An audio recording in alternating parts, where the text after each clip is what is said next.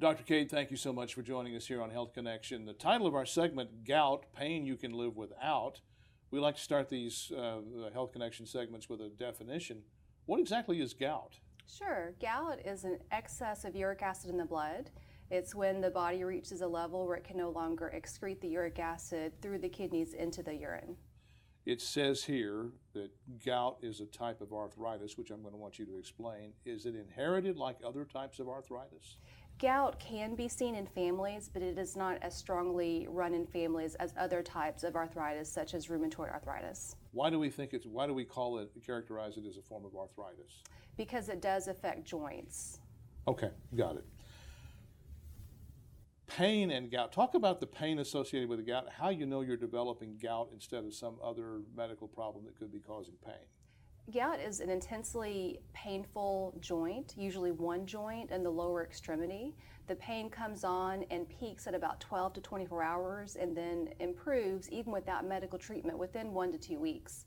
Other types of arthritis that can be confused with gout are septic arthritis. With septic arthritis, that's an infection which causes the arthritis, but that goes along with fever, malaise, nausea or vomiting or other symptoms. Commonly in the knee? Where do we experience gout? Gout is more than 50% of the time in the foot, especially the great toe, which is called podagra. Oh, very good. You mentioned a moment ago uric acid.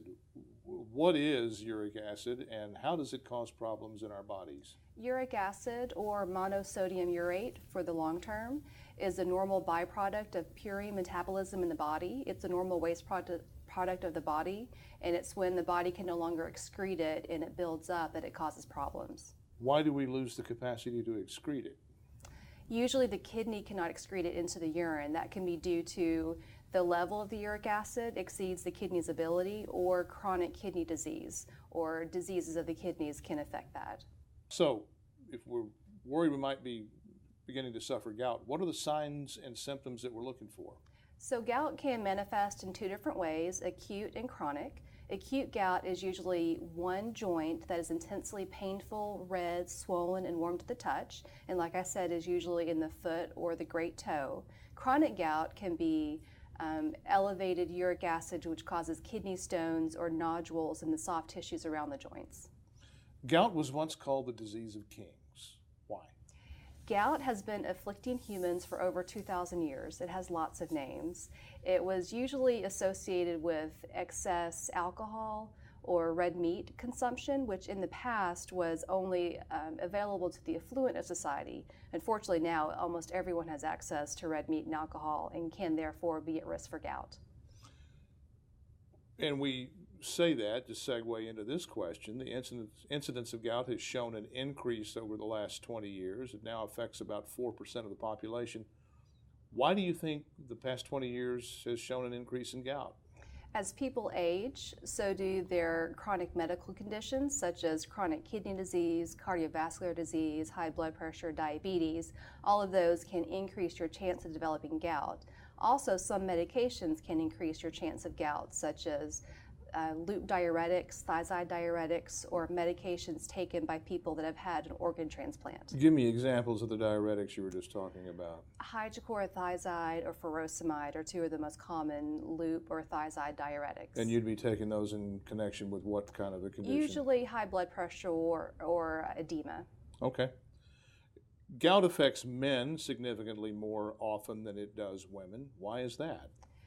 After puberty in boys, the uric acid reaches adult levels. This does not happen in women until after menopause. So therefore, gout is very uncommon in children and premenopausal women, but the rates of men and postmenopausal women are about the same. Is the diagnosis of gout something that's treated with medication or by other means? Both, actually. An acute flare of gout is treated with medication, usually a uric acid lowering agent, an NSAID, and a corticosteroid. Chronic gout can be treated with diet by lowering the uric acid level, so cutting out corn syrup, red meat, alcohol, and shellfish. If you're diagnosed with gout, is that an indication of other health problems? It could be a sign of chronic kidney disease. It's also associated with diabetes, high blood pressure, and cardiovascular disease. So if you have chronic gout attacks, it's a good idea to see your doctor. Is gout curable? Controllable is a better term. A lot of risk factors you cannot change, such as being a man, having heart disease, or diabetes, but other risk factors you can change, such as cutting out corn syrup, limiting alcohol and red meat intake, and maintaining a healthy weight. The subtitle of this segment is Pain We Can Live Without, so let's try to live without pain. How do we avoid gout altogether? By maintaining a healthy lifestyle, watching your weight, and avoiding corn syrup, alcohol, red meat, and shellfish. What is it about corn syrup? The fructose in corn syrup is a high purine food. Since nobody's going out and directly drinking corn syrup, how do we get it in our diet? What are we looking to eliminate the corn syrup? Usually processed foods, and that can be anything that's even not sweet. So that could be cookies and crackers, anything that's packaged. If you can eat whole foods, foods you prepare yourself, you're much more likely to have less corn syrup. Very well, doctor, I learned a lot. Thank you. Great, thank you.